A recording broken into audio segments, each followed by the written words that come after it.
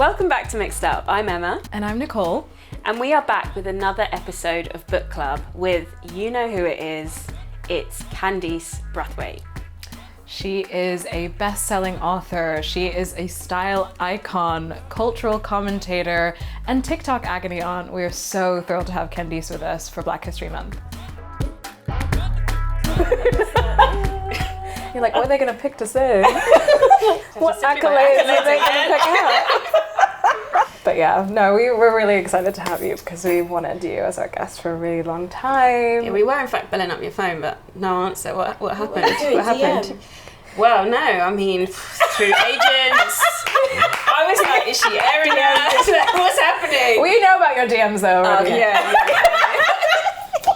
You love them all. Yeah, I don't even do that to be bougie. It's just now a proper boundary. There's multiple folders there. I don't check all of them, and I've even locked off the response on stories. Like, there's nowhere for someone to just type a response in stories. You can't do that. How do people respond to that? This boundary setting on social media, where I feel like even when we talk about it, people don't really understand that it's there or understand the need to have it. Yeah. Do you know? I don't It's know. not respected. Yeah, exactly. I think, though, to be honest, I think one of the reasons we wanted to have you on is because for us, like, obviously what you've done, you're a formative person in the space that maintains a sense of self that I think a lot of people seem to struggle, or us included. Yeah, I think definitely. if you're, you know, somebody who is in any way in the public eye, it sounds really weird. Yeah. Sounds intense. But yeah, out there on the internet, shall we say? Yeah. On screens, you know, available to people in some way where they think they know you and they can get to you. I think, it's different. It looks like you've created a force field, a boundary that allows you to live and have a level of comfort in what you do. Like, how have you done that? By force and going through the fire. I think, especially as a Black woman, a woman of colour, I think we are forced to believe that we have to be available, especially to stay in line with this falsehood of authenticity. Yes. Well, if I can't reach you and I can't talk to you, you think you're too nice, you've got too big for your boots. Who does she think she is? So somewhere in my mind, the struggle was, if I put up these boundaries, then people aren't gonna like me because they're gonna think I think I'm above them. And then there was that whole mummy blogger situation where I was just like, ciao, bye. Bye. It's either the boundaries get really strong and really tall, or this is going to pop down my mental health. What was going on behind the scenes at that moment?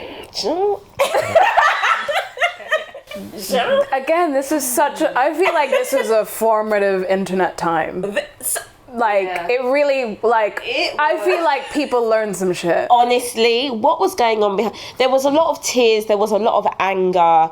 Now it's been a few years down the line. Whenever I get the chance to say it, there was and there has never been an apology. Wow. Ever.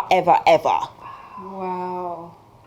Ever. Wow, is that Not even a reach out? No.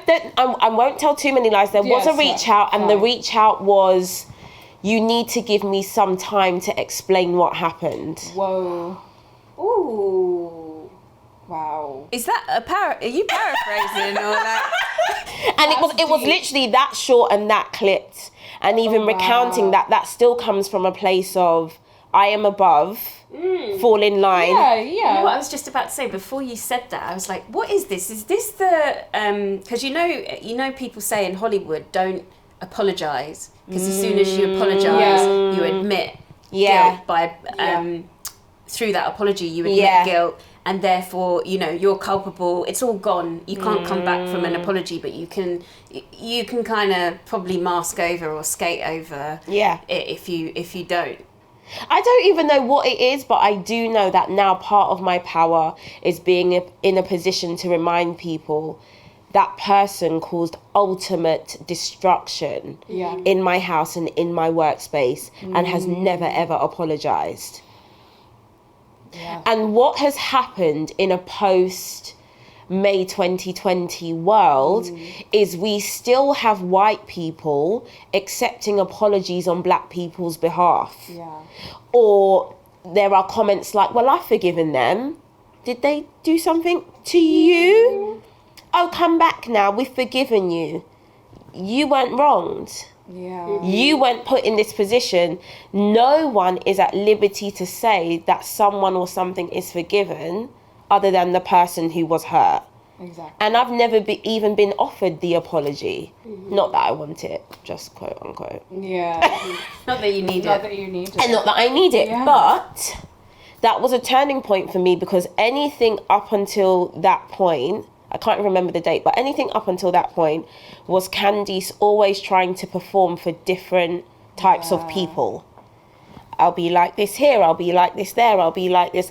I won't bring all my blackness into this space. There was always this slight manipulation. Once that happened and I had time to go back to the drawing board, I was like, no, I'm going to be my whole self in all situations, and you can like it or you can F off. I'm not bothered anymore. And I think it shows in the work that I do and the content I create. It does. I'm just like, it does. And it's, I mean, I'm really amazed to hear you say that, because I view you as someone who shows up as their full self, in their blackness, in their power every day, anytime I see you. And I feel like someone, as a viewer, quote unquote, watching, feeling like, I don't know, I still feel like I struggle with that. I still feel like I can't give everything away, or I can't give even the things I might want to give. I feel like I can't do that because I know what the implications are. Because I've seen what's happened to other people. What advice do you have for me? See, this is my therapy session. It's not just for you, babe. I know, it's like, it's for all the it's my people. therapy you session. know what it is as well? I'm still very aware of implications, and the rule in my house and in my business is silence can never be misquoted. I don't it's so rare that I talk or have an opinion, or you can quote me on something, even if it is that's trending on Twitter. No one gets a direct quote from me, because to the public, I don't even know what's happening. They're like, right, is Candice even here? Come see this. This is about you. I'm like, child, my friends are sending me the screenshots, but I will never. And there's something very almost regal about that, and about understanding. Oh my gosh, yeah. You have to create that smoke screen. The reality is there have been so many things and trending moments that in the house it's a really highly pressurized moment. I'm really emotional, I'm really vulnerable, but my Beyonce-esque self is like, and giving that vulnerability to strangers is to what end? It's funny that you say that, because it really reminds me of like someone very close to me said to me, like, you need to move into that Angela Bassett space. Feel that vibe. That's how you protect yourself. That is how you protect, because once people, the reality is everyone watching you online, on TV, whatever, not everyone's rooting for you. And once only a handful of people get to assess where they think your weak spot is, it's curtains. It's absolutely I've had the beauty, I don't think I've spoken about this ever publicly, and I say the beauty, I've had the beauty of people I know really, really well making videos about me and posting them on YouTube. And I mean really, really, really well. Know my address, know my kids, everything. And when that happened, I was like, What kind of video? Oh, a very disparaging video, like, she's a bitch, she's this, yeah. Wow. And when that happened, and I thought, well, you come to my home, you eat my food, we break bread. There is quite literally a very familiar bond. Again, and this was a lesson that happened on and offline, because I remember that morning waking up at 5 and people DMing me, sending me that video, being like, rah, I didn't know all of this was going down. And again, if you only follow me, until I've said this, you don't know that happened. But I knew in that moment what they desperately wanted is for me to fall on my own sword and to speak. And I was like, if I could be tested by people like that in an atmosphere like this and not fold, there's no stranger in hell. It's just, I'm I'm offering a service, and that service may be a book or fashion advice or content creation. And outside of that, I don't have no business with anyone else. Yeah. And I've had to learn that the hard way, because like I said, I think in this desperate need to be seen as authentic, especially as Black female content creators, we're always told that we need to show our everything in order to be regarded as being real. No, sorry. Yeah. Sorry. It's very Jackie Aina-esque. Yes. Auntie Jackie's like, you're going to get these 500 bottles of perfume and you can like it or be gone. Exactly. I'm like... Exactly. And that's that. I learnt the hard way. I can't say that I just knew that off the bat. I would like to think that my situation was so public that maybe women like me don't have to learn that way. There is now a very public template of, okay, don't trust people as much as you think you should. Although the mummy space, not that I'm in it anymore, the mummy space has changed, hopefully for the better. But I don't know. I guess we've touched broadly on what I'm going to call struggles climbing while Black. Just for a little catchy turn of phrase. I love it. Yeah. But if you could succinctly encapsulate kind of what the core of those struggles looked like, what would you... At that time, not seeing myself. So, and at every point in my career thus far, I find myself struggling to see myself a little further ahead. So either there are many people in alignment with me, there are tons of people a couple steps back, and then people who look like me are maybe decades ahead, and they are few and far between. So you can't even see them, you just see their shadow. So you know there's a possibility. But one of the biggest struggles still currently is having someone close enough insight to know that the things I'm trying to do is possible. Yeah. Some days I'm literally like, God send me a sign, because I'm not even, I know I'm going to do it anyway, but I'm not even quite sure how this is going to end up, because I don't have a template or an example. There's that. Then there is, I don't lie about this, but at one point it was being tremendously underpaid to be in shared spaces with white women. In one situation, I found out I was getting £300 and everyone else was getting just shy of 1,800. That's that's huge. Like, but the people need to hear this, and the figures, the actual figures. I think it's really important, because this is going on behind closed doors, and it's still going on, even though we've got influencer pay gap, and people are starting to talk a bit more, I think, about the actual figures. What else has been a struggle? Of course, imposter syndrome.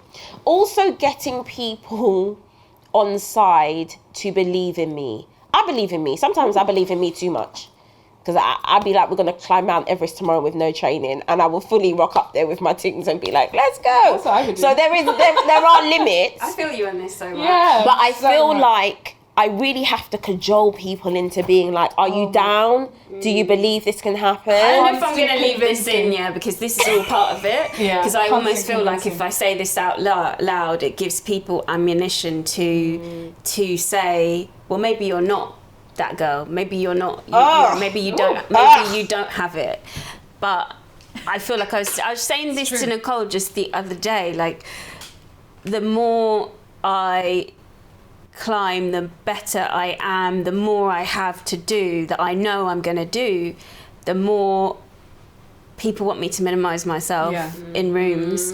And when I go into those rooms and I tell them I'm on the A team, so if you don't want to get on the A team, then here's the time to get you're not on the team. Or not, it's usually not as blunt cutthroat as that, but that's the message is, this is the A team. Are you excited to get on there? Or not? Yeah. And more times I feel of late, people are just kind of like, oh, actually. I feel like, are you excited to be on the A team? And they're like, yeah, I'm really fucking excited. And then they get on the team and they're like, oh. this is a bit too much, actually. Yeah, it's a lot. That's a lot. I wasn't prepared for that. The thing is, the reason why I'm now so respectful of that energy is because being on the A team, and I mean this in a financial and a spiritual sense, gets really expensive. And the less of you there is to feed, in not just the money sense, but in an emotional sense, me trying to boost you up and make sure you're okay, the better for my mental health. Can't everyone come in this room? It's tight and the AC ain't working. So please stay outside. Also, that current meme, you know, DJ Khaled is always going to give us a good meme. And his current one where he's having this interview and he's like, they didn't believe in us. Can you believe they didn't believe? But God did.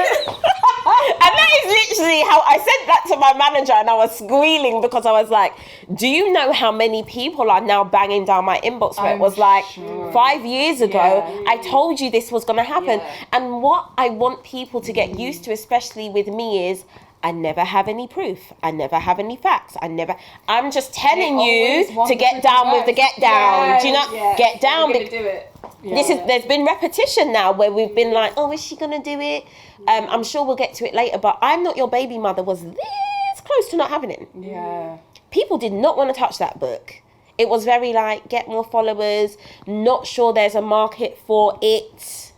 And again, you're the only Black British woman who has published a book about parenting, which again, massive white space. Pardon the pun. There was no market. There was no market for it. It's insane. And so I just think, let's not give airtime to any more of this stuff that makes no sense. Do you know what honestly. I mean? Honestly. But what then kills us as the female creators is having to show up for yourself time and time again, and watching.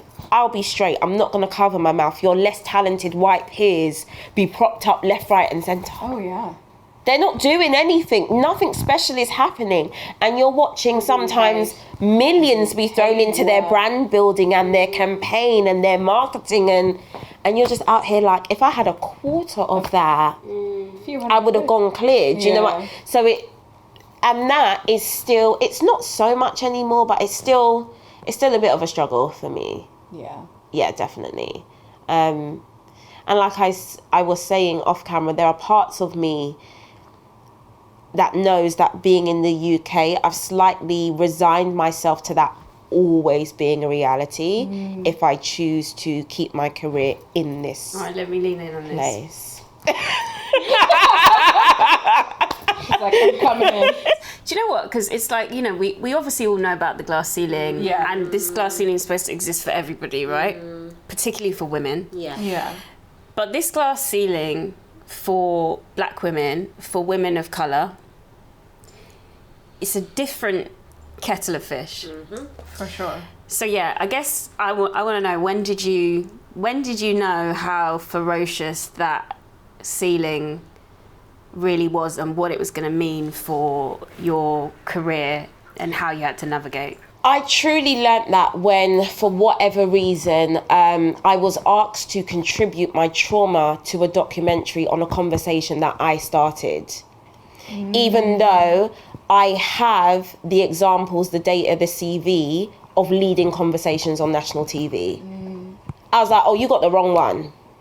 You got the wrong one. Because what's going to happen is you are going to willingly build something around a foundation I helped to make, a conversation I helped bring to the forefront. Hell, you're even going to tell me, well, the basis of what we're doing is based on your book. Oh my God.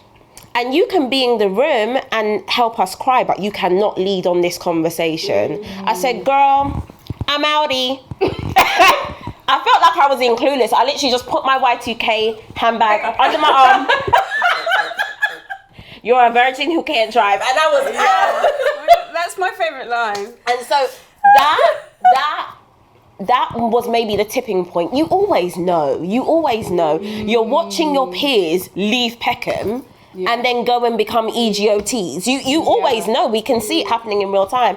I think that was the tip. And then I was last in New York, February of 2022. And I was in like the business class space, so like the clubhouse, and the magazines were laid out, and on the magazine was Cynthia Erivo, front cover, shaved head, nose ring, nails like this. And of course it was a US publication, and I was like, and that would never happen where I'm from. That would never, and she's British born. Yeah. And she's British born. And that for me, like, I got on that plane in actual floods of tears, because as I landed in New York, I was like, you need to get ready for whatever this shift needs to be for you to show up for yourself as fully as you know you can. And what's happening in this space is I'm having to trim myself every day. And there's tiny corners coming off. It's barely visible. But I suspect in 40 years... Yeah. Do you understand? I'm like, and is that a risk I'm willing to take when not only is growth possible in other places, it's on steroids. Yeah. It's hella quick. It's like, what do you want? How can you do it? How can we help you? Also, what we don't have in our favour in the UK is a supportive system for each other, especially when you're not white, because they have sold us again the falsehood that there isn't enough bread to go round. Don't no one want to share their bread? They're not inviting you to nothing. They're not celebrating you. They're not bigging you up. They're not putting you on their platform because they're like, do you know how hard I've had to, and now I'm going, you know, and if I shout you out, what if that means I don't get a job? My gosh. I'm tired. When I look at my US age mates doing big dinners every Saturday and everyone's at the table. Everyone's there. Oh, no. There's lots of room, which I love for them. I think it's great. And the real sense of community and camaraderie and kinship. The New York and girlies at New York Fashion Week, the black women in particular. How comes in February and this past Fashion Week, how comes the New York girlies management team are sending me invites to their dinners? This is what They're I'm like, saying. we think you might be in town. Would you? I'm like, girl, like, you don't even know me. Like, where does that happen? It doesn't happen here. It doesn't. But do you think, like, doesn't. you know, you said everybody's too scared of their portion being divided, and therefore it's like, no, we can't be getting together on this.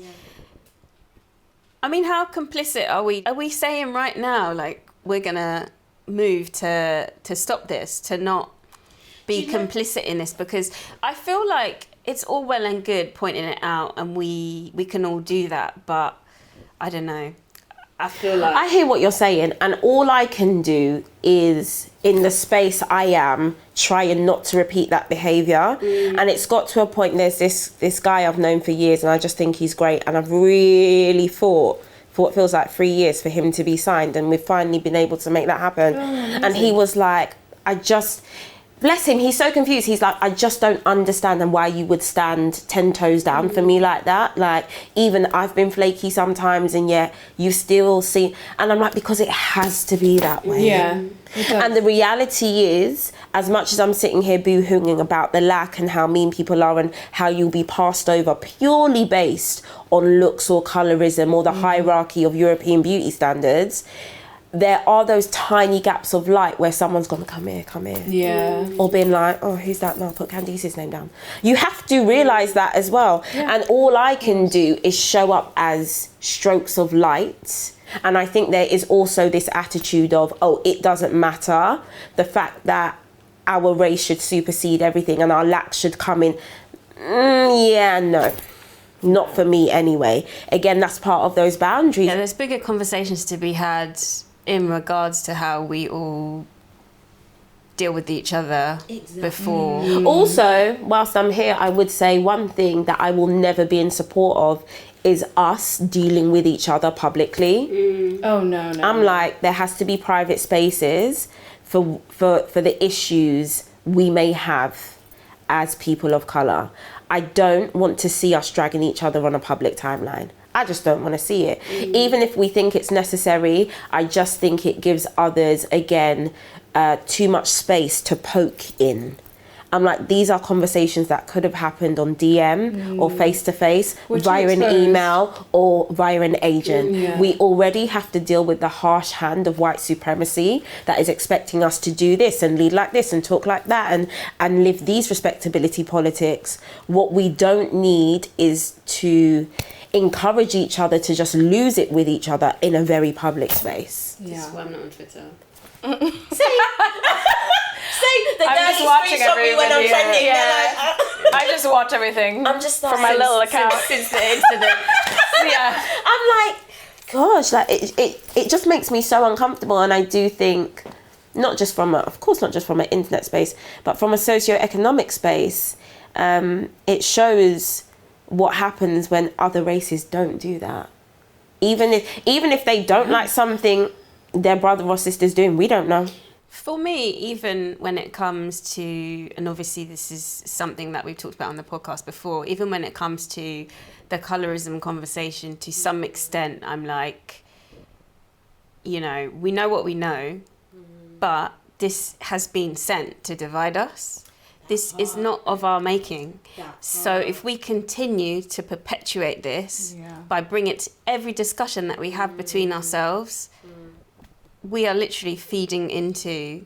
There is that. And it's also like, I think in so many situations, people have wanted me to come down really heavy on the person of lighter skin tone. And I don't even name them because, and no offence to whoever they are or those people are, it's not about you. This ain't really a personal thing, this is a structural thing. You just happen to be the face of the fire of this moment. I hate to be that blunt. And also, it's not about me. I am the dark skin face of the fire of the moment. And it's very like, so how do we put our personalities and our egos aside and try and make this better for those coming up after us? That's it. That is the mic drop. Do you know what I mean? Because it's like I don't not like you because I feel like maybe you've taken something I feel like I've earned, or because you're light skinned. I don't like this system. Because if it weren't you, it'd be someone else.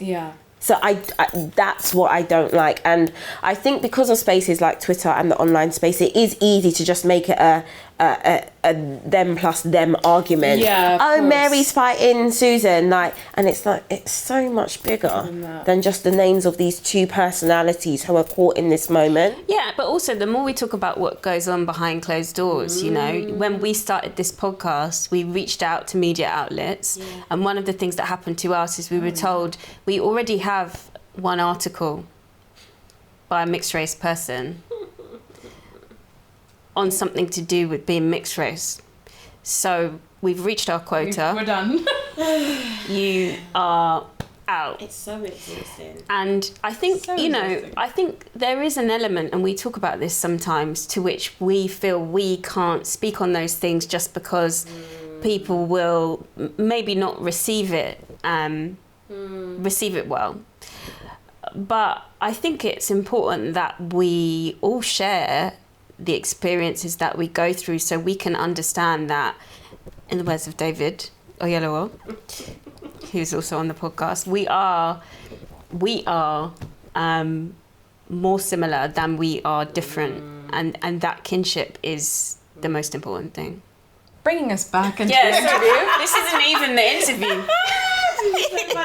just completely went in a different direction. But I do feel like kinship is a good place to start, because you are one of our modern Black British icons that we talked about from last Black History Month. And as we are coming into the current Black History Month, what I think we love so much about you is that you are kind of like this zeitgeist figure. You're very like of the moment, very cross-generational. And I watched Tell me about it.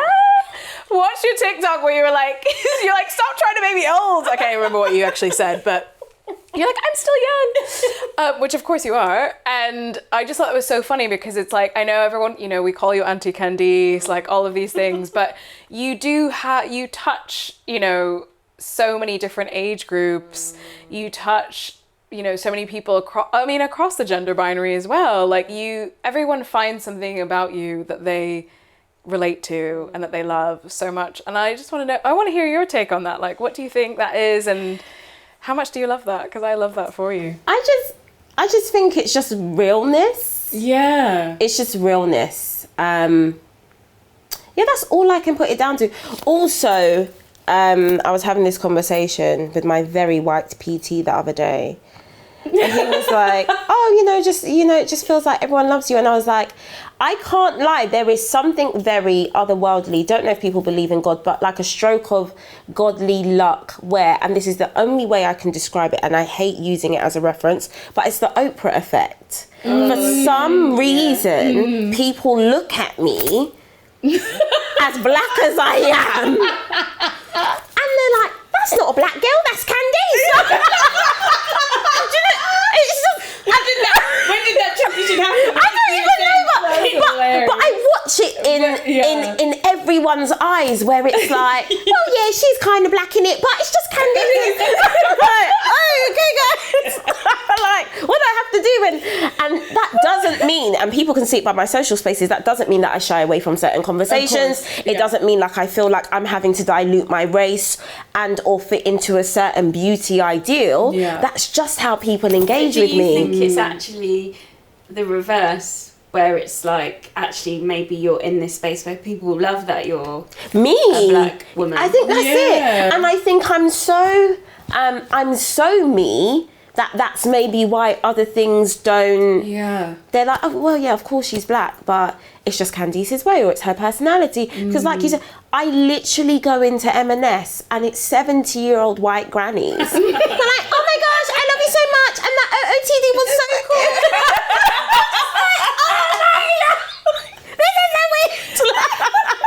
And then I'll go into another shop and there'll be a 19-year-old black girl on the till who's like, oh my God, Auntie Candice. And it's just so widespread, and I just find it I find it very joyful, and I find it very encouraging. And I also appreciate the fact that then I don't always feel like I need to lean into trauma, because this is another conversation I was having with a friend. I feel like blackness has now come in alignment with how much trauma you have.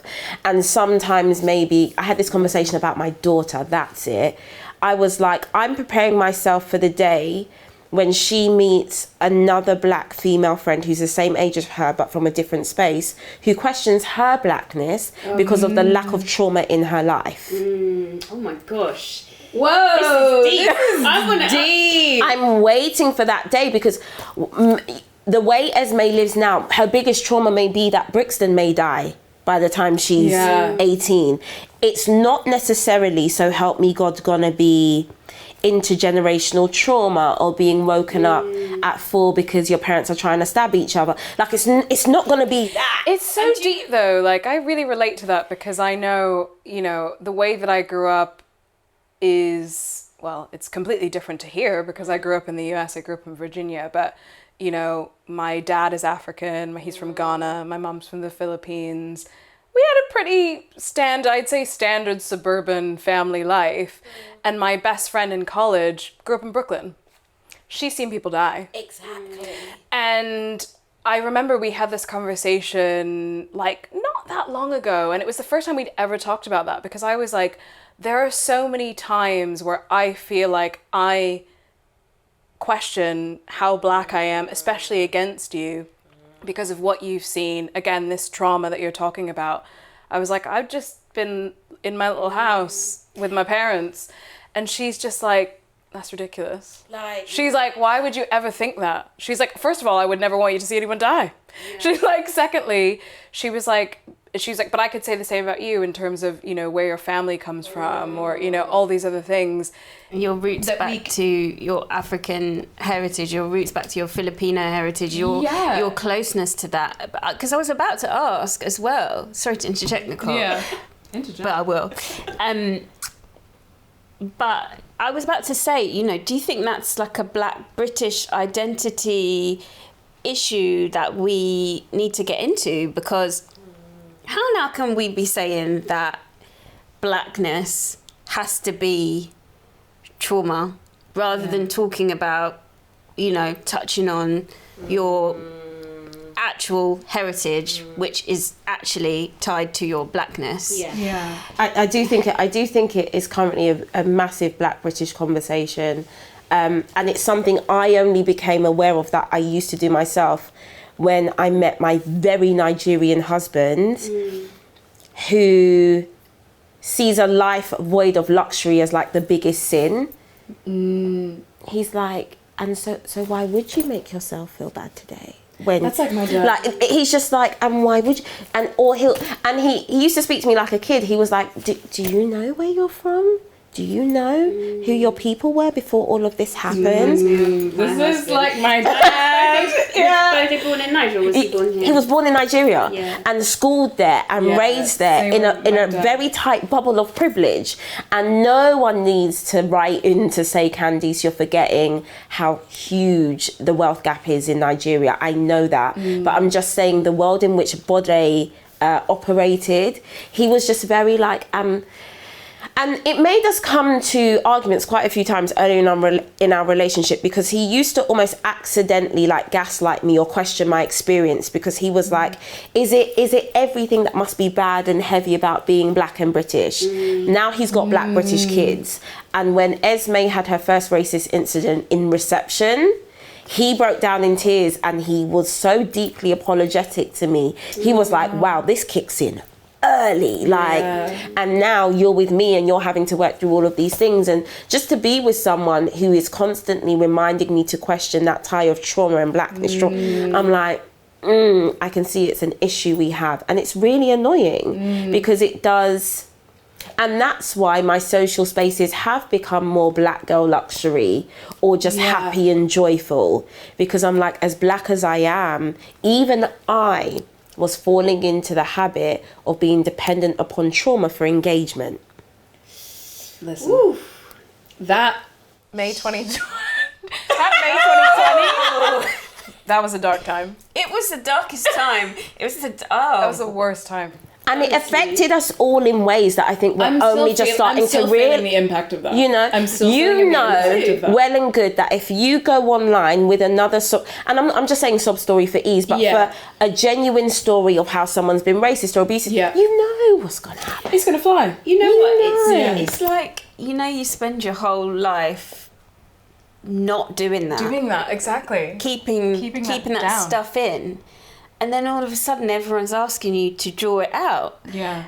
And it's like, I actually haven't unpacked it. I haven't been to therapy like you used to have. I haven't actually really managed to get to the bottom of this. I'm still kind of shell-shocked still working from on it. the whole situation and how it affected me, or is still affecting me.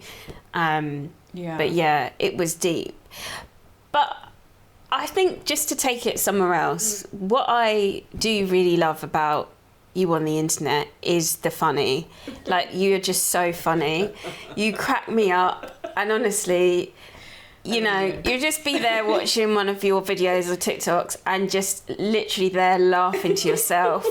Honestly, that recently I saw you talking about, I didn't know what you were going to say for ages, but you start laughing. It's just infectious. So then you start laughing. I start laughing because I was like, oh, this is going to be funny. And you were talking about how you were thinking of a guy. And you were just thinking of this guy that you thought you were going to spend the rest of your life with. I was belling up because we all knew what you were saying. We knew what you were talking about. And then we started thinking of our own examples. And just, you know, it's so funny. But I wanted to just, as we segue into your incredible book, Cuts Both Ways, I wanted to talk a bit about love and our expectations of love as we're growing, and what we think we deserve, maybe when we're young and when we're finding out who we are, but also not just what we deserve in love, but what we deserve for ourselves, full stop. And that are we calling it a meme? Oh God, I'm such an auntie. What are we calling it, girls? Can you quickly help me?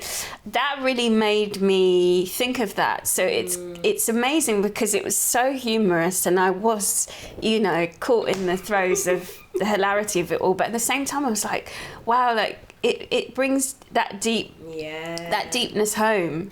I would say I'm the first, and it's what a time to be alive, quite literally.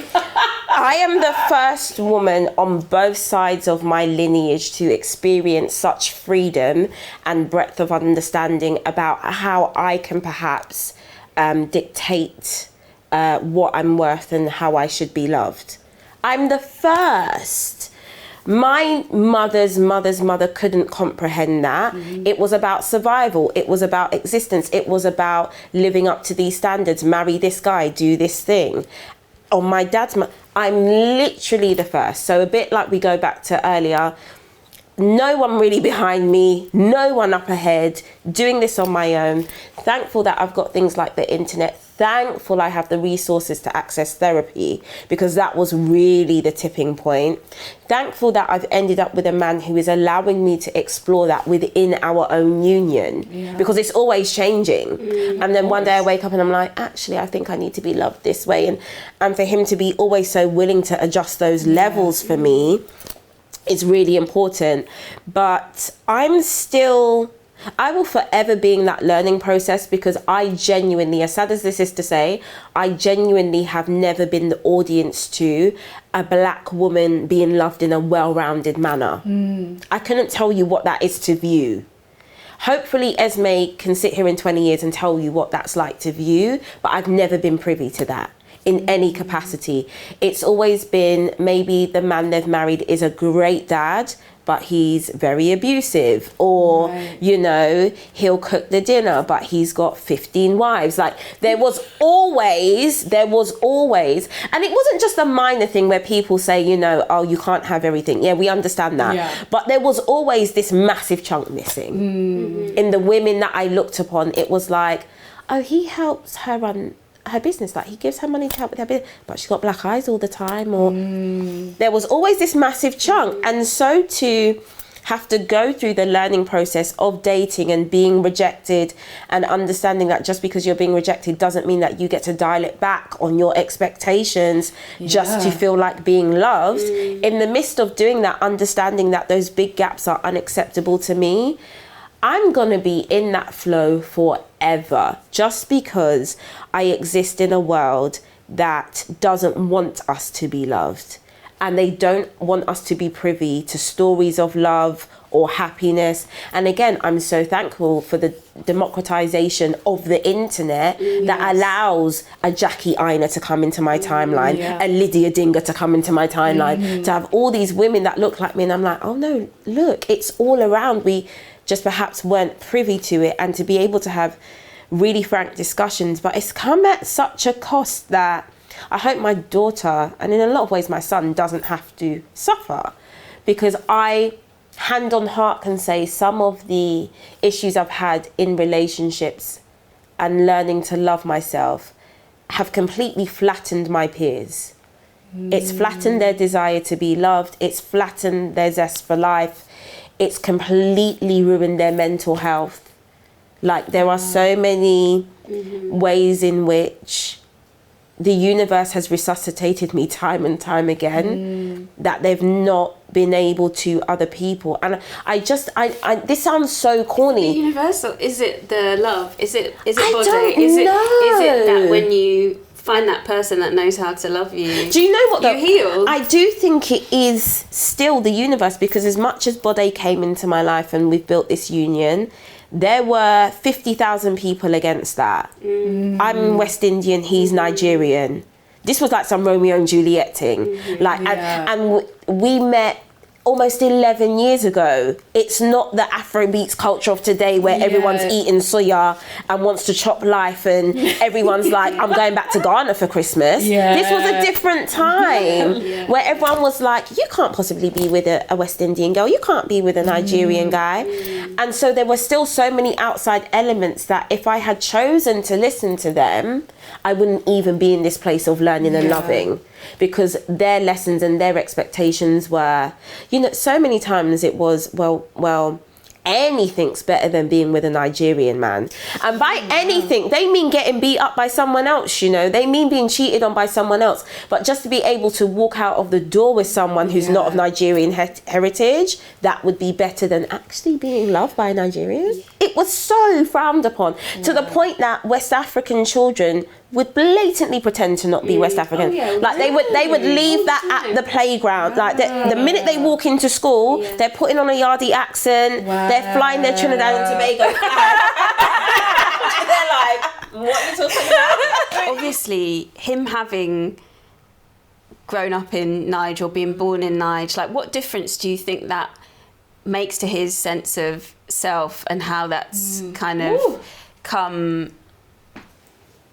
I think him being married to me is him constantly having to catch his breath and or bite his tongue, even though he has leaned into this life so fully. We live in a household and we run a business where everyone calls Candice's name first for whatever reason. And wow, and for a Nigerian man born in Nige, how are you? Like, and I see him deal with that so gracefully, but I'm also not so ignorant that I don't understand that must at some way chip at his ego, because that's a built-in thing. Like, and how he's been taught to show up and be masculine. And you know, I remember one time his dad coming round to my father-in-law, and RJ was pretty young, the nappy needed changing, and dad, my father-in-law, just being in shell shock at watching Bode change this nappy. Wow. And I remember hearing him say, because I was upstairs, he was like, is Candice busy? And Bode was like, wow. I don't think so, but even so, like, I know what I mean. And his dad just being like, I don't know whether to be proud of you or shout at you, because I can't do what, like, we physically couldn't leave our young children with their granddad because he doesn't know how to physically care for them. And so to be living with someone who is willing to step down from the space in which they might be seen by the world as the head of the household or the star or the breadwinner, whichever kind of language you want to use, and totally lean into more maternal roles, we're both kind of just sitting here like mind blown and really pushing back on the idea of couple goals and all of that, because we're like, we are nowhere near into this yet, and we don't know how this is going to end. Maybe in 10 years, someone's inner being won't be up to it. The truth of marriage is it's a journey that never ends. And you have to make sure you sign up for it again and again. Again and again. Every day. Every day. Yeah. So I'm just like, let's see where we are. But for now, I know it's doing great things, if not for anyone, for my son. RJ's first toy was a fake Dyson that he asked for, and all RJ wanted to do was run behind his daddy with this Hoover, and I'm like, do you know what? RJ seeing that is so important. It is. Yeah. Like, but also Esme seeing. Esme don't know how to fold her clothes. Esme's just. Esme's like, I'm gonna be a car mechanic. You better wash them dishes. No, it's amazing. Seeing you two together, I think that's the biggest gift you can give her. I really, really do. Because I think, you know, women and girls, what we're having to deal with and see today in 2022, you know, what's being taken back, you know. The thing is, yesterday the day before, we were having a massive argument. I wouldn't say the roots of this argument would end our marriage, but it would. It could have perhaps ended someone else's marriage, dependent upon where they were. And so, and what was so interesting is we were arguing right in front of the kids. Not a voice was raised, but words were really tough. And Esme comes sliding down, after like just watching us like this for like 10 minutes, she comes sliding down the stairs on her bum, and she was like, I think you guys are having an argument about trust issues, and I don't know much about that, but I like the way the levels are low. And then she just went down the next set of stairs on her bum like, ba-dum, ba-dum, ba-dum, ba-dum. And I felt the proudest of myself I had ever felt, because I remember being in scenarios where things are being smashed and you're being hauled out of bed. And I remember an adult using me as like a protective barrier against another adult coming towards them, and them knowing they wouldn't be physically harmed if there's this kid's body in the way.